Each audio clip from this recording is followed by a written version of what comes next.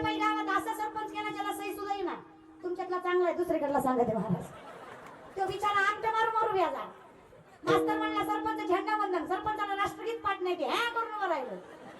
मास्तर म्हणला सरपंच झेंड्याची दोरी वाढा, सरपंच देशप्रेमी नव्हता, देशीप्रेमी होता. सरपंचाने अशी दोरी वाढली झेंडा खाली सरपंच वर गेला. मग तुमचे काय डोळे गेलते कुठं? काशीला जाता का इलेक्शनच्या टायमिंगला तुम्ही? दिसत नाही दादा. अरे माझी विनंती आहे म्हणून बदला, पायाला हात लावून सांगते म्हणून बदला. इथून पुढे गावातला तिरंगा कधीच कुठल्या पदाधिकाऱ्याच्या आणि पैशावाल्याच्या लाचाराच्या हाताने फडकवायचा नाही. गावातला तिरंगा त्या कुटुंबाच्या हाताने फडकवायच्या. कुटुंबातला पोरगा आर्मीत आहे, तिरंग्याची जाण त्या कुटुंबाला. तो जो हातवर झेंडा आहे ना, त्याच्यासाठी काय गमवावं लागतं ना, हे त्या आईला विचारा ज्याने पोटचा घोळा दिला. त्या बापाला विचारा ज्याने म्हातारपणाची काठी दिली. त्या बायकोला विचारा जिने कपाळीचं कुंकू पुसलं.